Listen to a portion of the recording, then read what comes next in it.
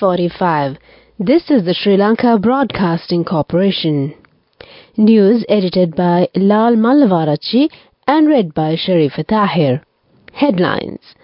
1 million more families will be included in the second round of the Aswasama Welfare Benefit Program by July. An initiative is in progress to empower 1.2 million needy families. Preparations of 10,000 land deeds have been finalized for the initial stage of the Urumaya program. Sri Lanka will host the 37th session of the Asia-Pacific Region Conference of the FAO in February. An air ambulance service will commence between the Maldives and Sri Lanka. Foreign news, more than half of Gaza's buildings have been damaged or destroyed. Sports news, West Indies under-19s a marked 3-wicket win against Sri Lanka under-19 in the ICC under-19 World Cup Super Sixes in South Africa. Local news in detail now. The government has decided to launch the process of calling applications for the second round of the Aswasama Welfare Benefit Program in the first quarter of 2024, finalizing it during June 2024. Minister Dr. Bandula Gunawardena says the payments to be made from July and revising the number of eligible families up to 2.4 million from the already registered 1.4 million. The government has taken measures to revise the Aswasama Welfare Benefit Program with a view of expanding the benefits of the beneficiary families. State Minister of Social Empowerment, Mr. Anup Paskwal, unveiled a multi-pronged approach to foster national stability and prosperity during a press briefing held at the Presidential Media Centre yesterday. Expressing optimism for a brighter future, State Minister Paskwal unveiled a comprehensive plan, New Village, New Country Entrepreneurial State, that aims to unlock the potential of 1.2 million needy families and propel them towards economic independence. Recognizing the potential of international opportunities, he mentioned about the plans to send 10,000 individuals proficient in Japanese to secure jobs abroad. This initiative leverages existing language skills to open doors to lucrative employment options in a new market. The preparations for the initial stage of Urumaya program involving the distribution of 10,000 land deeds have been finalized. The Ministry of Tourism and Lands announced the commencement of Urumaya freehold deed program aiming to grant land ownership to deserving individuals. Necessary steps have been taken to dispatch these freehold deeds to the relevant district secretariats. The Urumaya program marks a significant step towards addressing land ownership issues in the country. With 10,000 freehold deeds set for distribution in the first phase alone, the program holds the potential to positively impact a considerable number of lives. President Ranil Wickremesinghe will preside over the national ceremony on the 5th of February at the Rangiri Dambulu Stadium, marking the commencement of the Urumaya freehold deed program's first phase, where 10,000 land deeds will be awarded. This is the Sri Lanka Broadcasting Corporation giving you the news. Continuing with more stories here at home, a group of delegation of Food and Agriculture Organization of the United Nations arrived in the island to observe the organization of the 37th session of the Asia-Pacific Regional Conference of the Food and Agriculture Organization of the United Nations. The conference is scheduled to be held from the 19th to the 22nd of February 2024 in Colombo.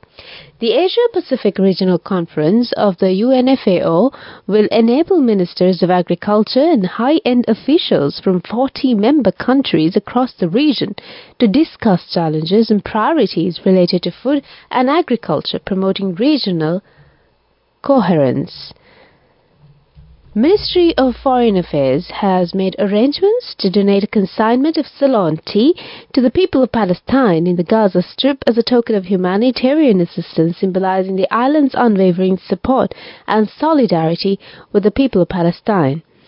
The donation was received by the Ambassador of Palestine to Sri Lanka, Zuhair Hamdullah Zaid, from the Acting Minister of Foreign Affairs, Taraka Balasuri, and the President's Secretary of Foreign Affairs, Aruna Vijayawardena, recently at the Foreign Affairs Ministry.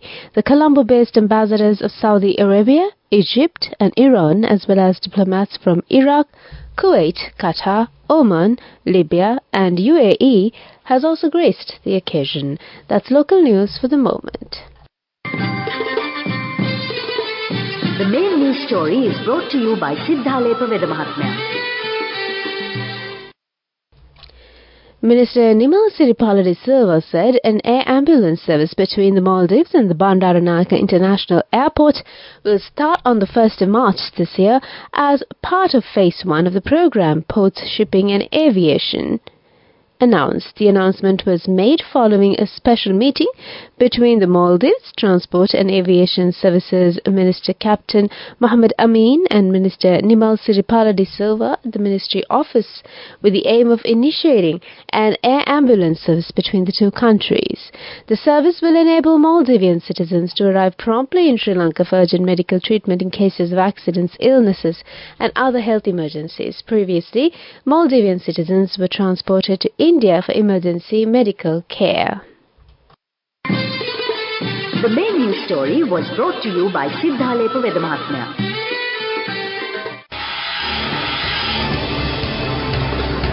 This is Watchlight.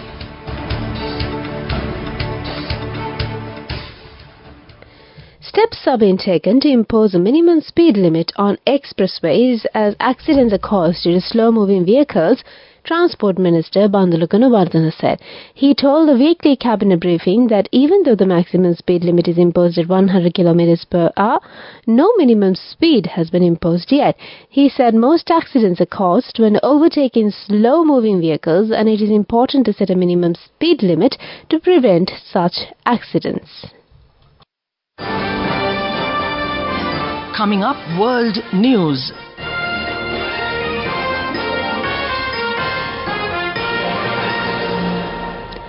More than half of Gaza's buildings have been damaged or destroyed. Imran Khan is sentenced to 10 years jail in state secrets case. Hong Kong leader starts pushing for new security laws. World News in detail. More than half of Gaza's buildings have been damaged or destroyed since Israel launched its retaliation for the Hamas attacks of 7th October. New analysis seen reveals. Detailed before and after imagery also shows how the bombardment of southern and central Gaza has intensified since the start of December, with the city of Khan Yunis bearing much of the brunt of Israel's military action. Israel has repeatedly told Gazans to move south for their own safety. Across Gaza, residential areas have been left ruined, previously busy shopping streets reduced to rubble, universities destroyed and farmlands churned up, with tent cities springing up on the southern border to house many thousands of people left homeless. Former Pakistani Prime Minister Imran Khan has been sentenced to 10 years in jail in a case where he was accused of leaking state secrets. Mr. Khan, who was ousted by his opponents as Prime Minister in 2022, is already serving a 3-year jail term after being convicted of corruption. He has called all the charges against him politically motivated. The conviction under the Secrets Act comes the week before a general election in which he is barred from standing. Finally, on World News, Hong Kong's leader confirmed the intention to tighten national security laws to build on sweeping legislation China imposed in 2020, saying the city could not afford to wait. Some business people, diplomats and academics are watching developments closely, saying the prospect of new laws targeting espionage, state secrets and foreign influence, known as Article 23, could have a deep impact on the global financial hub. Chief Executive John Lee said the government will attempt to pass the laws as soon as possible, but he did not give a precise timetable for them to be approved by the city's legislature. That's World News. Development News. The Sri Lanka Tourist Development Authority reports the total number of tourists who visited Sri Lanka as of January 28, 2024 is 189,574.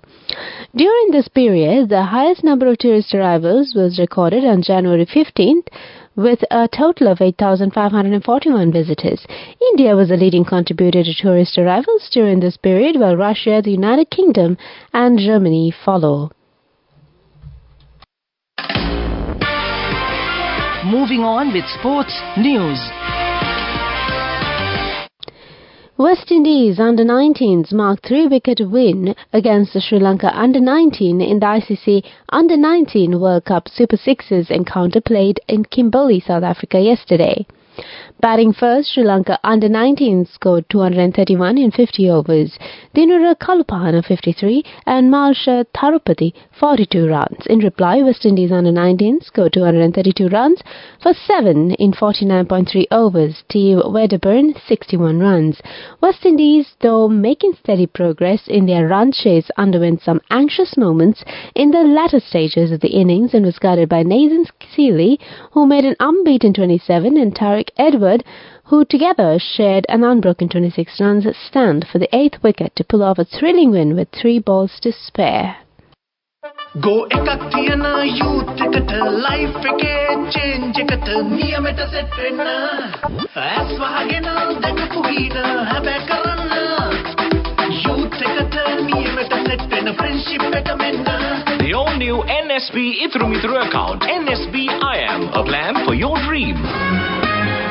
Business News, sponsored by National Savings Bank, the safest place for your money.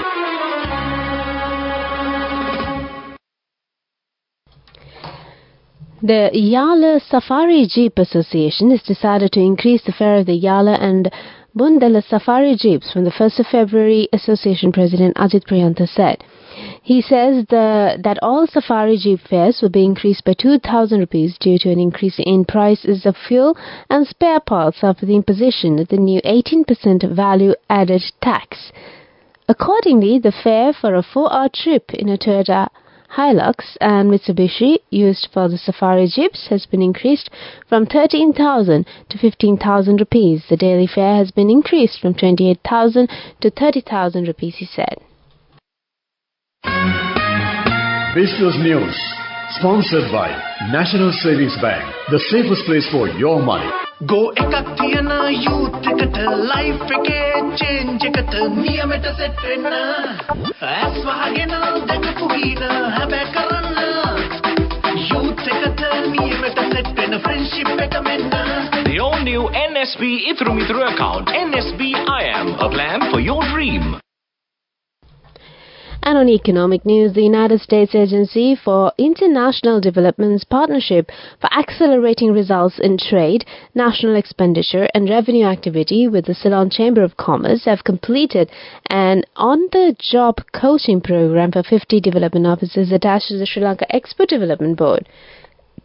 At an awards ceremony held recently, they recognized the officers for completion of the coaching program, which included a 3-day residential program followed by a 1-month self-coaching program guided by experienced master coaches. Weather report. Showers will occur at times in the eastern, Uva and north central provinces and in the Mullaitivu and Matale districts. Showers or thundershowers will occur at several places elsewhere after 2 p.m. Fairly heavy showers, about 75 millimeters, are likely at some places in the Uva, Sabaragamu and central provinces.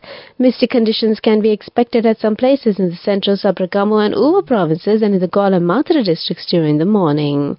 Well, that's the weather update. Before we conclude the bulletin of news, back to the headlines. 1 million more families will be included in the second round of the Aswasama Welfare Benefit Program by July.